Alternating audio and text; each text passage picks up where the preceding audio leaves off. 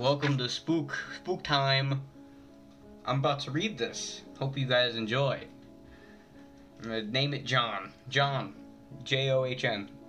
Like my middle name. Enjoy.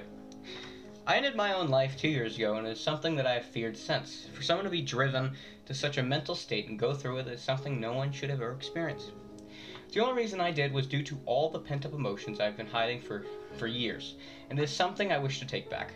If I remember correctly, these emotions began when my parents abused me at an early age. These people I saw as parents, the people I loved more than anything, began abusing me physically and mentally.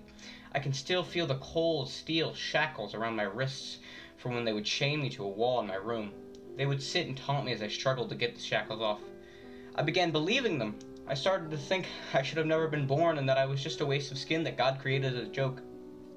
I felt alone, trapped by both my supposed caretakers and my own conscience, leaving me in a wake of despair that no child could comprehend. Every day ended with this broken child curled up in a corner of his dark room, crying until both his tears and his will to live ran out. I feared every waking moment, thinking everyone was against me. These feelings I was left with made me, this broken child, never able to become whole again. Or at least, that's what I thought until my parents, the disgusting people known as my parents, were apprehended by the police.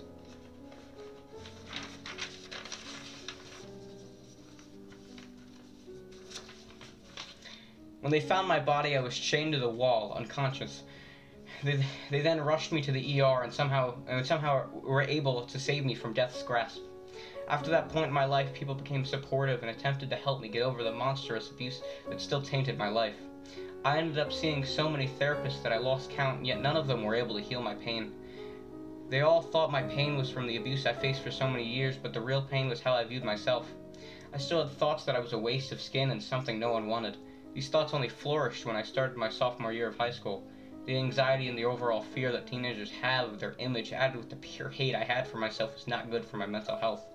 My mental health declined as I was reminded of pain by the people I called friends. My breaking point was when I needed to create a story that was filled with gothic elements for a class.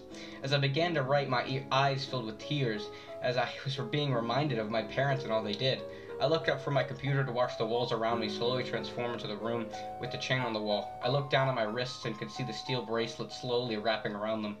These sights only filled my already negative mind with more negative feelings.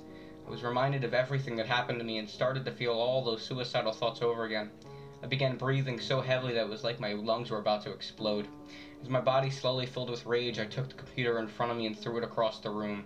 I grabbed a nearby pencil and plunged it deep into my neck.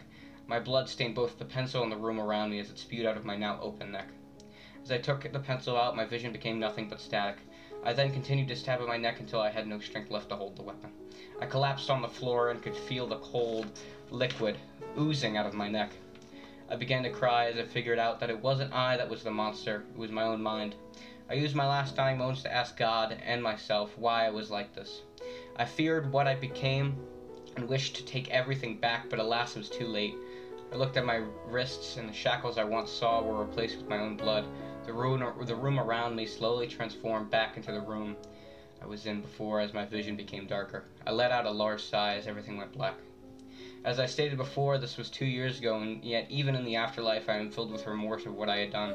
I wish I could take back everything and restart from the very beginning, but because I became the one thing I feared more than anything. I truly became the waste of skin I once called myself. I was a useless human being, something no one wanted to be around. In other words, I was a failure. That's it. Applaud! Well, I hope you guys enjoyed. Hope you guys enjoyed the spooky atmosphere. I had to actually put this together. Either way, enjoy. Whoever's next, you're welcome. You have a hard act to follow. I'll see ya.